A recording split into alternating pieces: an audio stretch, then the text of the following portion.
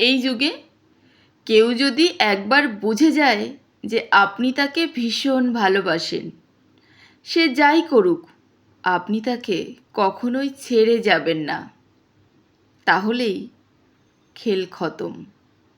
তখন সে খুব ব্যস্ত হয়ে পড়বে এটা বোঝানোর জন্য যে তার উপর কত হাজার মানুষ ক্রাশ খায়। সে যেন কত বড় দয়া করে তোমার সাথে আছে। সে কড়াই গণ্ডায় প্রতিনিয়ত এটা বুঝিয়ে দেবে।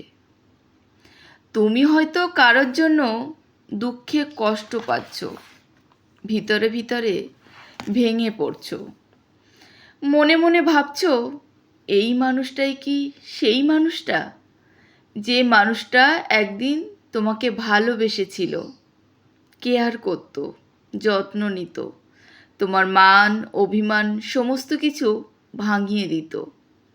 এই মানুষটাই কি সেই মানুষটা? হতে পারে। মনে মনে ভাবছো মানুষ কি এতটাই বদলে যেতে পারে? হ্যাঁ, পারে। সময়ের সঙ্গে সঙ্গে মানুষ বদলে যায়, সময়ের সঙ্গে সঙ্গে সব কিছুই বদলে যায়। তুমি হয়তো ভাবছো যে মানুষটা তোমার অসুস্থতার সময়ে তোমার মাথার পাশে বসে তোমার সেবা করত, যত্ন করত, কেয়ার করত, তোমাকে সময়ে সময়ে ওষুধ খাওয়ানোর কথা মনে করিয়ে দিত। এই মানুষটাই কি সেই মানুষটা? মানুষ এত বদলে যায় কি করে? মানুষ তো বদলে যাবেই।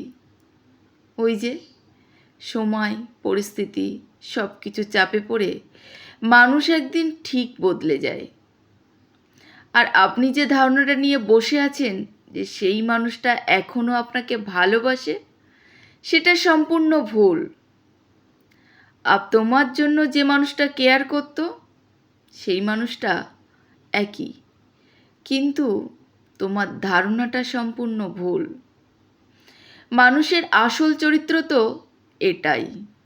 আগে যেটা দেখেছো সেটা শুধুমাত্র নাটকের একটা মহড়া মাত্র। তোমার কাছ থেকে ততদিন তোমার কিছু পাওয়ার যতদিন থাকবে ততদিনই সে তোমাকে ভালোবাসবে, যত্ন করবে, কেয়ার করবে। যখনই দেখবে তোমার কাছ থেকে তার আর কিছু পাওয়ার নেই, তখনই সে ধীরে ধীরে বদলে যাবে, তোমার থেকে দূরে যেতে শুরু করবে। আর যদি সে এটা বুঝে যায় যে সে যদি তোমাকে শত অবহেলা করে তবুও তুমি তাকে ছেড়ে যাবে না, তাহলে তার অবহেলাটা বেড়ে যাবে। একটা মানুষকে যখন পুরোপুরি পাওয়া হয়ে যায় তখনই মানুষ তাকে সবচেয়ে বেশি অবহেলা করে। মনে রেখো, তোমার কাছ থেকে তার যেটা পাওয়ার ছিল সেটা তার পাওয়া হয়ে গেছে, সেজন্যই তোমার প্রতি এত অবহেলা, অবজ্ঞা, এছাড়া আর কিছুই নয়। তাই কারোর উপরে বেশি ভরসা করো না, মায়া বাড়িও না, নিজের মতো থাকো, ভালো থাকবে।